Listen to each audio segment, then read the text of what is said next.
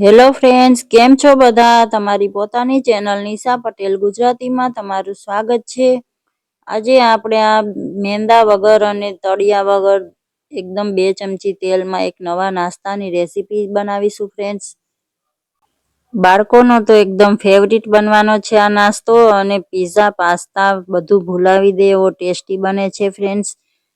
એકદમ સરળ રેસીપી છે, બહુ કંઈ આપણે વધારે પ્રિપરેશનની જરૂર નથી। તો ચાલો રેસીપીને જોઈ લઈએ। તમે જોઈ શકો છો એકદમ સોફ્ટ એવો આ નાસ્તો બનીને તૈયાર થયો છે।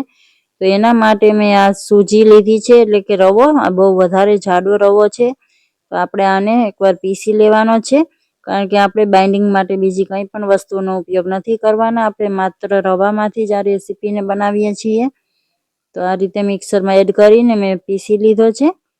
તો 2 વાટકી રવો લીધો તો મેં, તો આ રીતે 2 વાર થોડા બેચમાં મેં પીસી લીધો છે રવાને। હવે આ 1 વાટકી દહીં લીધું છે, ફ્રેશ દહીં લીધું છે મેં। બધું આપણે એડ કરી દઈશું, અને હવે થોડું પાણી એડ કરીને આપણે આનું બેટર બનાવીને તૈયાર કરીશું। આ નાસ્તાને તમે ઇવનિંગ સ્નેક્સમાં કે પછી ડિનરમાં ક્યારેય પણ બનાવી શકો છો। બાળકોના ટિફિન માટે પણ બનાવી શકાય છે આ નાસ્તાને। આ રીતે થોડું પાણી એડ કરીને આપણે બેટર બનાવી લેશું। આ તમે જોઈ શકો છો આટલું ઘાટું બેટર બનાવ્યું છે। હજી સૂજી પાણી ચૂસે છે અને ફૂલી જશે, તો આ બધું પાણી એડ કરી દીધું છે। ટોટલ મેં 2 વાટકી પાણી એડ કર્યું છે, 1 વાટકી દહીં અને 2 વાટકી આપણે રવો લીધો હતો।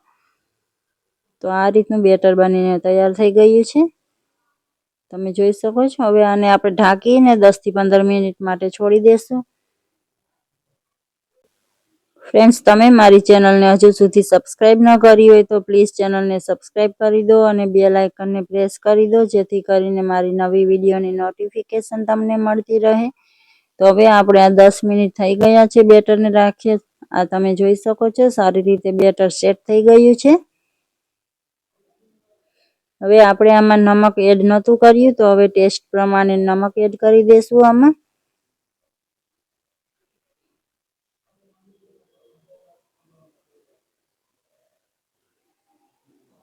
એકવાર મિક્સ કરી લેશું સારી રીતે। હવે આપણો નાસ્તો સારો મોઇસ્ટ એવો બને એના માટે તેલ એડ કર્યું છે, તો 2 ચમચી જેટલું મેં તેલ એડ કર્યું છે। અને નાસ્તો સારો ફૂલેલો બને એના માટે આપણે એમાં ઈનો એડ કરીશું। તો 1 ટીસ્પૂન જેટલો મેં ઈનો એડ કર્યો છે, રેગ્યુલર વાળો ઈનો છે ફ્રેન્ડ્સ। અને ઈનો એક્ટિવેટ થઈ જાય એના માટે 1 ચમચી જેટલું પાણી એડ કરીશું, અને સારી રીતે મિક્સ કરી દેશું। ઈનો એડ કર્યા પછી આપણે બેટરને વધારે વાર રાખવાનું નથી ફ્રેન્ડ્સ, તરત જ કૂક કરવા માટે રાખીશું આપણે। તો પહેલાથી જ મેં પ્લેટને ગ્રીસ કરીને રાખી હતી, અને સ્ટીમર પણ ગરમ કરવા માટે રાખી દીધું હતું। તો આ રીતે બેટરને ફેલાવી દેશું, અને સ્ટીમરમાં પાણી પણ ઉકળી ગયું છે, તો આપણે થાળીને એમાં રાખી દેશું, અને ઢાંકણ ઢાંકીને હાઈ ફ્લેમ પર 15 થી 20 મિનિટ માટે કૂક કરી લેવાનું છે। તો આ કૂક થાય છે ત્યાં સુધીમાં આપણે બીજી તૈયારી કરી લેશું। તો આ મેં લસણ લીધું છે, તમે જોઈ શકો છો લસણ ફોલી લીધું છે મેં। હવે આને તમે બારીક કટ પણ કરી શકો છો, અથવા મિક્સીમાં ચલાવી શકો છો। હું એને આ રીતે ખાંડીને દરદરું વાટી લીધું છે મેં। લસણની એકદમ બારીક પેસ્ટ કરવાની જરૂર નથી, આપણે ફ્રેન્ડ્સ આ રીતે અધકચરું વાટી લેશું। હવે આપણે જોઈ લઈએ 15 થી 20 મિનિટ થઈ ગયા છે, ચેક કરી લઈએ। તો આ રીતે સારી રીતે કૂક થઈ ગયું છે।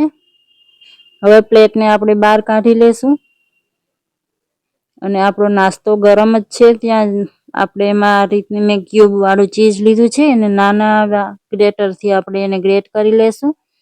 2 ક્યુબ મેં આના ઉપર ગ્રેટ કર્યા હતા। ગરમ હોય ત્યારે જ આ રીતે સરસથી ચીઝ મેલ્ટ થઈ જાય છે, તમે જોઈ શકો છો ચીઝ સારી રીતે મેલ્ટ થઈ ગયું છે। હવે ગેસ પર એક તડકા પેન રાખી દીધું છે, એમાં આ રીતે મેં બટર એડ કર્યું છે 2 ચમચી જેટલું। ગેસની ફ્લેમ લો જ રાખીશું, બટર મેલ્ટ થવા લાગ્યું છે, તમે જોઈ શકો છો આ રીતે। હવે આપણે જે લસણને વાટીને રાખ્યું હતું એ આપણે એડ કરી દઈશું। લસણનો એકદમ કાચાપણું ના રહે એટલું આપણે એને કૂક કરી લેવાનું છે। બહુ વધારે પડતું આકરું આપણે લસણને નથી કરવાનું ફ્રેન્ડ્સ, બસ એનો કાચો સ્વાદ ન આવે એટલું આપણે એને કૂક કરી લેશું। હવે આમાં 1 ચમચી જેટલું મેં પીઝા સિઝનિંગ એટલે કે જે પીઝાનો મસાલો આવે છે એ લીધો છે અને 1 ચમચી ચીલી ફ્લેક્સ લીધા છે. બંને એડ કરી દેશું અને સારી રીતે મિક્સ કરી લેશું. અને હવે આ ગરમ ગરમ ઢોકળા ઉપર આ રીતે એડ કરી દેશું. તો આ રીતના આપણા ચીઝ ગાર્લિક ઢોકળા બનીને તૈયાર છે ફ્રેન્ડ્સ. ખરેખર બહુ જ સરસ લાગે છે. એકવાર આ રેસીપીને જરૂરથી ટ્રાય કરજો. ટ્રાય કરવા જેવી છે ફ્રેન્ડ્સ. બાળકોને પણ બહુ જ પસંદ આવશે. તો ફ્રેન્ડ્સ, તમને મારી આ રેસીપી કેવી લાગી? સારી લાગી છે તો લાઈક કરી દો. તમારા ફેમિલી અને ફ્રેન્ડ્સ સાથે શેર જરૂરથી કરજો અને કમેન્ટ કરીને જરૂરથી જણાવજો. મળીએ છીએ આવી જ નવી રેસીપી સાથે. Thank you for watching.